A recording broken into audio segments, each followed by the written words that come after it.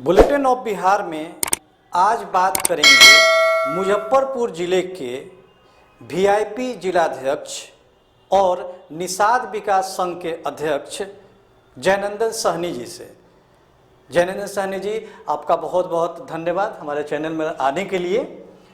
और जो क्वेश्चन की शुरुआत होगी आपसे सीधे मुद्दे से ही।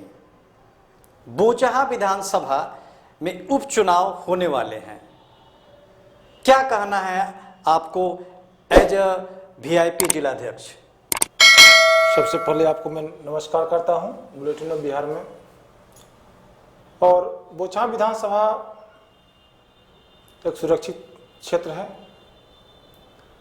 जैसा कि आपको मालूम होगा कि नवंबर महीने में 11 महीने के कार्यकाल पूरा होने के बाद जी हमारे विधायक नहीं रहे दिवंगत मुसाफिर पासवान जी।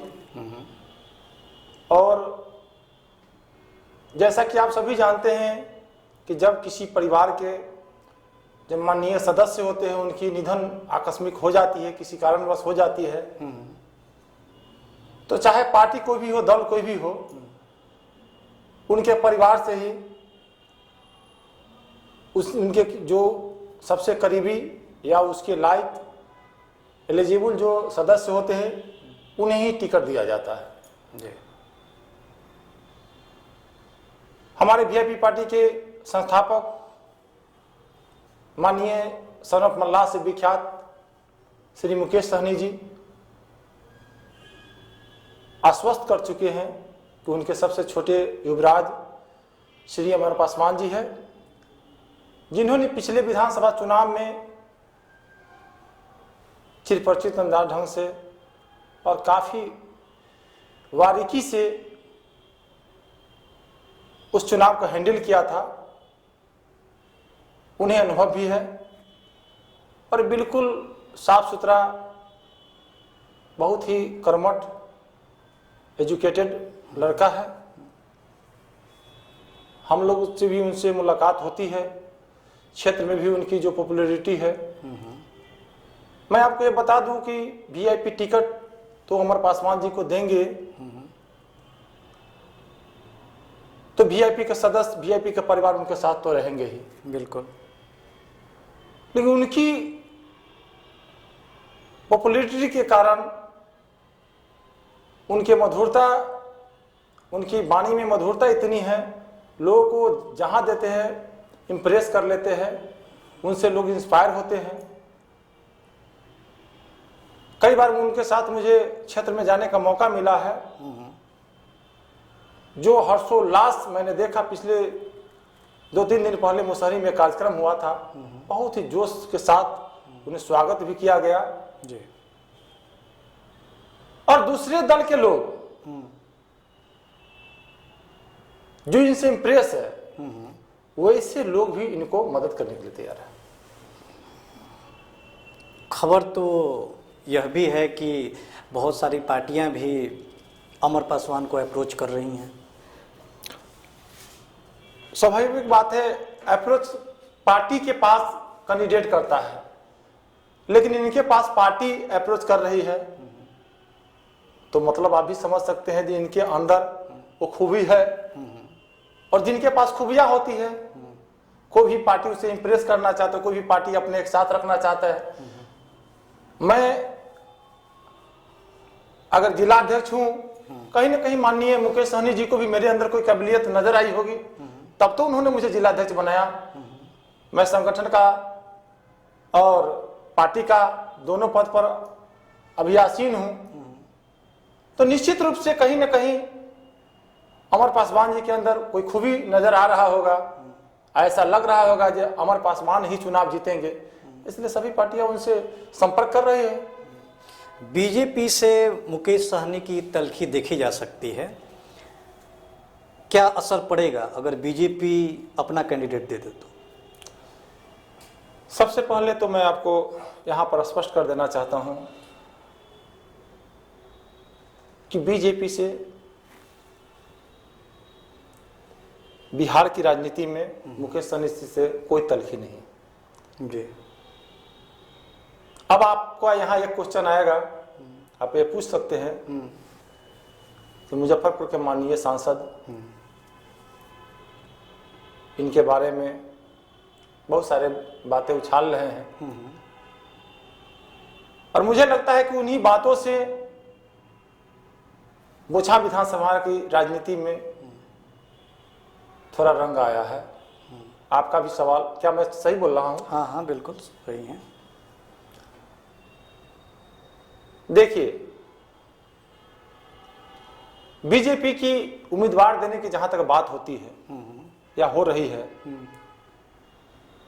तो यहां मैं स्पष्ट कर देना चाहूंगा कि वीआईपी के उम्मीदवार अमर पासवान जी हैं और एनडीए की घटक दल है। यहां पे बीजेपी, जदयू और मांझी जी की जो पार्टी है, ये सभी वीआईपी के साथ है। ठीक है। व्यक्तिगत रूप से 2024 की राजनीति और 2025 की राजनीति, ये दोनों राजनीति इस बोछा उपचुनाव में देखने को आपको मिलेगा। 2024 की राजनीति मैं इसलिए कह रहा हूं कि आप भी जानते हैं मुकेश सहनी जी का कार्यकाल एमएलसी का जुलाई में खत्म होने जा रहा है। बिल्कुल सही। तो कुछ लोगों का ऐसा लग रहा है कि मुकेश सहनी को अगर ये उपचुनाव में शिकस्त दे दे, इनको विजेता बनने से रोक दे यहीं पे, तो जुलाई 2022 में इनको फिर से एमएलसी बनाने का जो प्रक्रिया है उसमें बाधाएं उत्पन्न हो जाएगी। दूसरी बात, जो कैंडिडेट ला रहे हैं वो, जिनकी चर्चा कर रहे हैं वो, उनको उकसाया जा रहा है कि आप आओ और 2022 में आप चुनाव जीतोगे नहीं, लेकिन हराने में अगर सफल हो गए तो आपको 2025 में आपको टिकट दिया जाएगा। तो 2024 और 2025 दोनों राजनीति ये उपचुनाव में खेला जा रहा है। लेकिन दूसरी बात बीजेपी के कोई ऐसा शीर्ष नेता एक व्यक्ति को छोड़ करके दूसरा व्यक्ति का आवाज ऐसा नहीं आया है। माननीय मुकेश जी बड़े कद के नेता बन गए हैं, इनकी बात पीएम मोदी के साथ और माननीय गृह मंत्री अमित शाह जी के साथ इनका बहुत अच्छा रिलेशन है, और मुझे लगता है कि सब बातों को बहुत तवज्जो मुकेश सहनी नहीं देते हैं। मुकेश सहनी, मैं आपको बताने में थोड़ा भी हिचकिचाहट नहीं हो रही है कि पिछड़ा के नेता में इतना कलेजा वाला कोई दूसरा नेता बिहार में लालू यादव के बाद पैदा नहीं हुआ है। किसी भी चुनौती के लिए किसी भी समय तैयार रहते हैं। लेकिन अभी मीडिया से कितनी बार मुकेश जी मुखातिब हुए, उन्होंने सीधे लफ्जों में कहा कि आरजेडी के साथ भी जा सकते हैं, तेजस्वी के साथ भी जा सकते हैं। इसका क्या मतलब हुआ? देखिए, कभी कभी कुछ लोग दाव खेलना चाहते हैं और दाव उल्टा हो जाती है। यहां पे हर लोग आजकल, जिस तरह से पहले मोबाइल में एक सिम हुआ करता था जी, तो हम सभी लोग एक ऑप्शन में दूसरा मोबाइल भी रखा करते थे, लेकिन उस समय टेक्निक ऐसा नहीं था कि एक मोबाइल में ही दो सिम लग जाए। बाद में इजाद हुआ, हम दो सिम लगा कर एक मोबाइल में ही चलते हैं। तो आप इसको यूं समझ सकते हैं कि अगर मुकेश सहनी को दोबारा से फिर से एमएलसी बनाने का जो उनको बीजेपी ने जिम्मा उठाया था, ये तो उनके बीजेपी वालों के साथ करार था इनको, और तब भी इनको जब 1.5 साल का दिया जा रहा था तो आपको पता होगा जे उस समय भी कुछ विघ्न बाधाएं आई थी और माननीय मुकेश सहनी जी उस समय भी इस बात से इनकार करते रहे कि मैं 1.5 साल के लिए नहीं बनूंगा। लेकिन इन्हें मान मनोबल कह सकते हैं अमित शाह जी के द्वारा जैसे हमें सुनने को मिला कि क्या आपको मुझ पे ऊपर विश्वास नहीं है, ऐसा अमित शाह जी ने इनके साथ कहा था। मैं पहले ही बता चुका अमित शाह जी के साथ इनका साथ बहुत अच्छा संबंध रहा है और अभी भी है। तो बीजेपी ऐसी गलती नहीं करेगी। मल्लाहों का, निषादों का बिहार में एक बहुत बड़ी उपस्थिति है, ये वोट बैंक है और इस जाति को मुझे नहीं लगता है कि कोई आदमी, कोई पार्टी इसे नजरअंदाज कर सकेगा और जो भी नजरअंदाज करेंगे उनका नतीजा आपके सामने है। मुजफ्फरपुर में यह भी सुना जा रहा है कि निषादों की 3-4 ऑर्गेनाइजेशन है, उसमें से 1 या 2 ऑर्गेनाइजेशन मुकेश सहनी जी का विरोध कर रही है, वो आरजेडी के साथ खड़ी दिख रही है। इसके बारे में मैं क्या बोलूं। ऑर्गेनाइजेशन जो भी है जी, वो सभी इसी तरह से 2-4 ऑर्गेनाइजेशन है। बहुत पूर्व में डॉक्टर डीसी सहनी जी ने निषाद विकास संघ जी चलाते थे। मुझे याद है जब 15 अप्रैल 1995 को उस ऑर्गेनाइजेशन का, उस निषाद विकास संघ का जिला का मुझे महामंत्री बनाया गया था। जी, ये मैं बात बता रहा हूं, तब टुनकी सा धर्मशाला हुआ करता था मुजफ्फरपुर में, उसी के प्रांगण में इसका चुनाव हुआ था। जी, दुर्भाग्यवश 2002 में उनकी मृत्यु हो जाती है और उत्तर बिहार का अति पिछड़े का बहुत बड़े नेता थे वो। जन जन तक वो पिछड़ों की आवाज को पहुंचाते थे, दबे कुचले शोषित पीड़ितों को एक आवाज थे। तब से वो ऑर्गेनाइजेशन में शिथिलता आ गई थी। 2014 में जब माननीय मुकेश सहनी जी एक संगठन लेकर के आए थे, उस समय उनका संगठन का नाम था सहनी कल्याण समाज संस्थान। तब मैं मुजफ्फरपुर जिला का प्रथम जिलाध्यक्ष में उस समय भी बना था। अच्छा, और उस संगठन को सींचने का काम मैंने किया। जब मुकेश सहनी को जानने वालों की कमी थी या फिर एक है सहनी समाज कल्याण संस्थान का,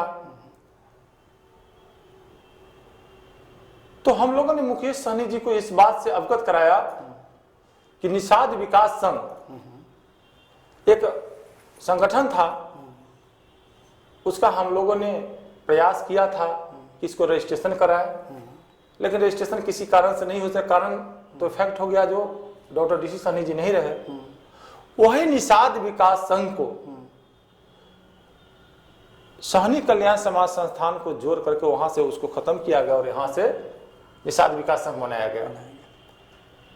एक संगठन और चलने लगा, 2 संगठन बाद में फिर और जुड़ा, लेकिन मुख्य रूप से निषाद विकास संघ मुजफ्फरपुर में ही नहीं पूरे बिहार में निषाद विकास संघ जो रजिस्टर्ड है, ये निषाद संगठन का सबसे बड़ा बैनर है।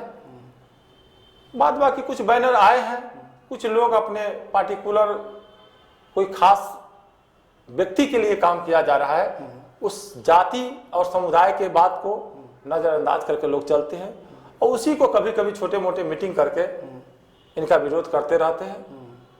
तो ये सब चलता रहता है। इस बात पर हमारे माननीय मुकेश सहनी ध्यान नहीं दे रहे हैं और देना भी नहीं चाहते। वीआईपी में एक अच्छे कद्दावर नेता भी कहा जा सकता है उनको, एक अच्छे कार्यकर्ता भी थे किशन चौधरी। उनका वीआईपी छोड़ जाना मुजफ्फरपुर से पार्टी पर कितना असर डालता है?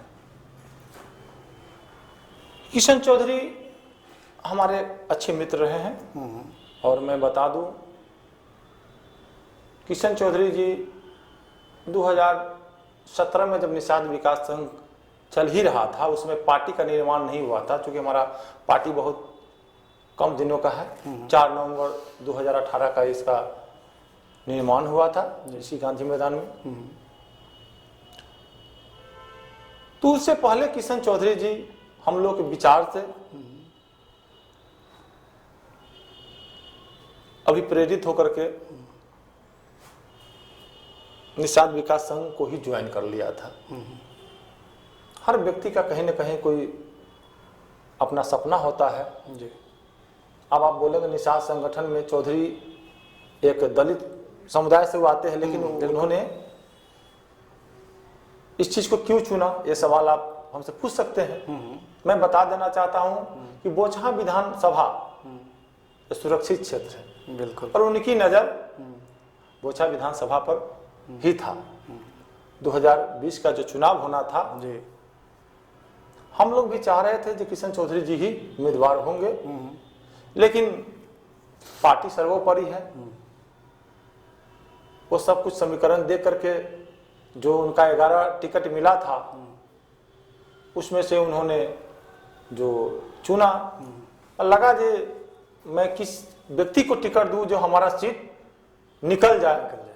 इसमें कहीं न कहीं माननीय मुकेश जी बहुत हद तक सफल भी रहे, और मुजफ्फरपुर में 2 टिकट उन्होंने दिया, और मैं बोचहां विधानसभा से मैं भी आता हूं। मैंने प्रॉमिस भी किया, मुझे माननीय मुकेश सहनी जी पूछे थे, माननीय मंत्री जी पूछे थे कि क्या आप बोचहां विधानसभा से जो मैं टिकट दे रहा हूं, जो अभी दिवंगत विधायक हो गए माननीय मुसाफिर पासवान जी को, क्या आप वो सीट निकाल लेंगे?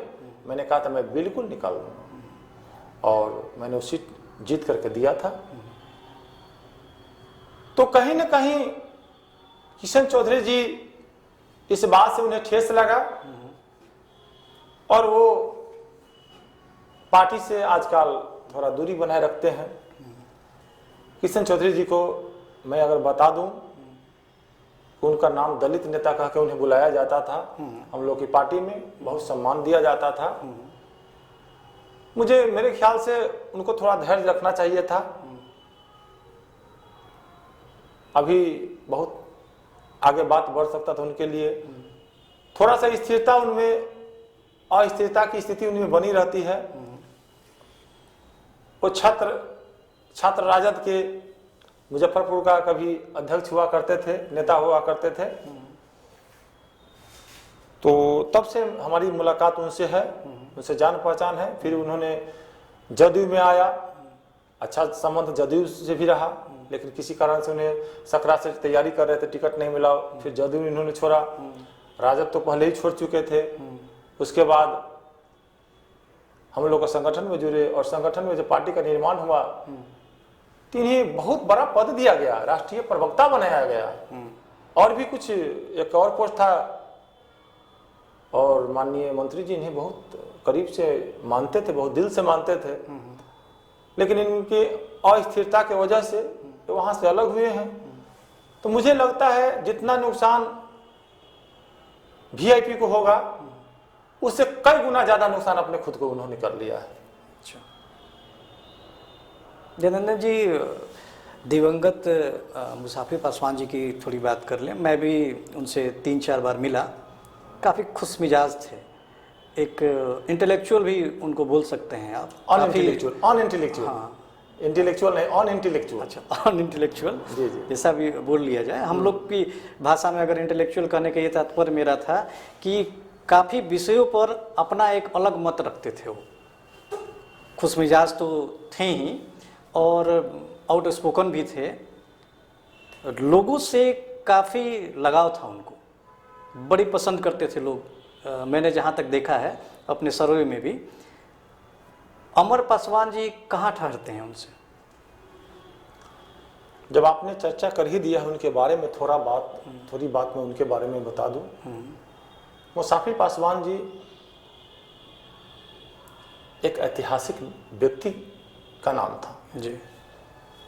उनके पास रहने के लिए घर नहीं था। 20 फुट समझते हैं, रोड के किनारे जो 20 फुट होता है, उस जमीन में झोपड़ी बना करके इनका बचपन गुजरा है। उनसे मेरा बहुत ही आत्मीय लगाव रहा है। बहुत कुछ सीखा हूँ मैं उनसे। उनकी बातों की जब चर्चा होती है तो कभी कभी मेरा भी आंख भर आता है। आज वो हमारे बीच नहीं रहे, लेकिन कुछ कुछ बातें उनकी हमें बहुत कुछ याद दिलाती रहती है, मुझे प्रेरित करती है। उनकी बातों पर, उनके विचारों को आगे बढ़ाने का मैं भी प्रयास करता रहता हूँ। बहुत ही गरीबी से लड़ करके, जिसे हम फर्श कहते हैं, वो फर्श से अर्श तक का उन्होंने सफर किया जी। 2 बार विधायक बनने का भी मौका मिला। उनकी इच्छा थी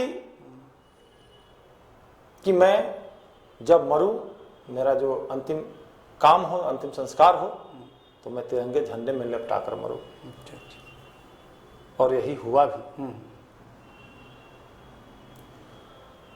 मुसाफिर पासवान एक ऐसे व्यक्ति का नाम था, जब आप उनके पास जाते और अपनी गरीबी की बात, अपनी समस्या को, किसी भी तरह का, किसी की बच्ची की शादी करनी हो, किसी का सुख श्राद्ध करना हो, कोई दुख विपत्ति में हो,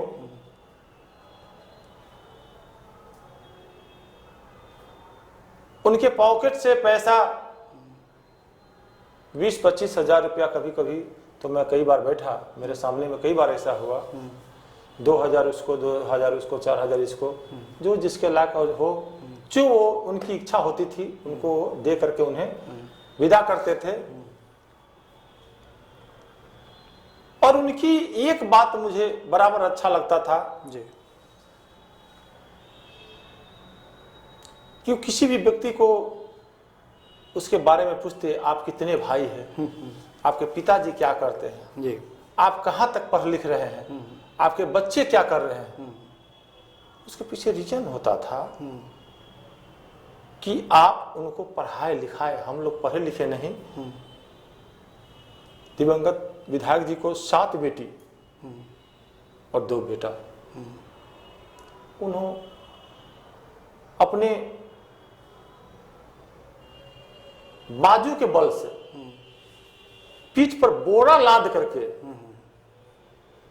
पलदारी जिसको हम लोग बोलते हैं, वो करके आज उस ऊंचाई तक पहुंचा दिए कि सभी बेटियां उनकी एक अच्छे, कोई बहुत बड़े बड़े ऑफिसर, कोई जज है, कोई रेलवे में बहुत बड़ा ऑफिसर है, कोई बैंक के ऑफिसर है।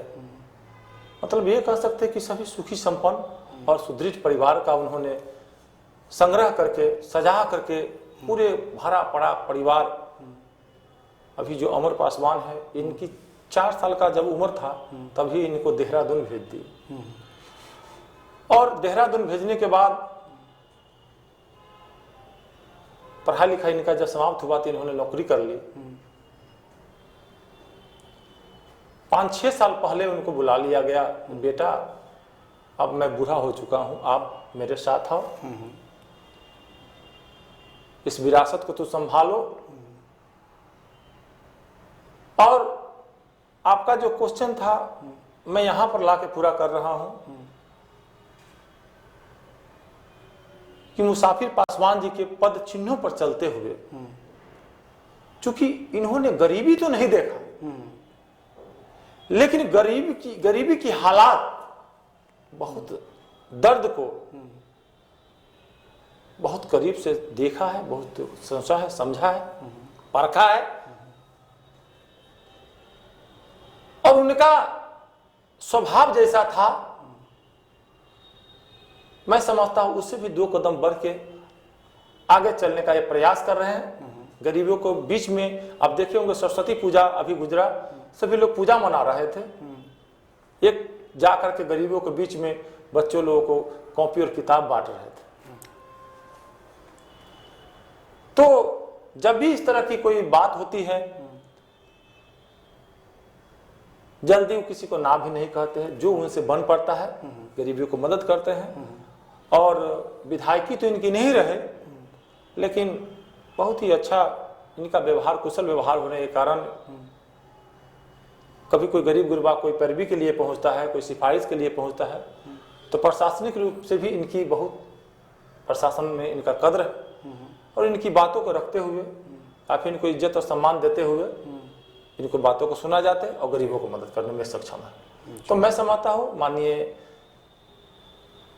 जो विधायक जी अब नहीं रहे, उनके पद चिन्हों पर चलते हुए उनके अधूरे सपनों को पूरा करने का इन्होंने संकल्प लिया है और हर हाल में उनके संकल्प जो इन्होंने लिया है उसे पूरा करने में हम सभी बोचहा विधानसभा के वीआईपी के परिवार को, बोचहा विधानसभा के सभी अन्य जो दलीय लोग हैं, जो वोटर है, जो अन्य जाति के लोग हैं, सभी लोग का सहयोग से मैं आपको विश्वास दिलाता हूं कि पुनः ये विधायक की कुर्सी पर विराजमान होंगे, ऐसा मुझे पूरा विश्वास है। प्रोफेसर जयनंदन सहनी ये कन्फर्म कर रहे हैं कि बिहार एनडीए, खासकर बोचहा एनडीए में कोई भी प्रॉब्लम नहीं है, बीजेपी समर्थन करेगी और अमर पासवान जो है वीआईपी के ही उम्मीदवार होंगे और जीतेंगे भी। जयनंदन जी, आपका बहुत बहुत धन्यवाद हमारे चैनल में। जी नमस्कार। धन्यवाद।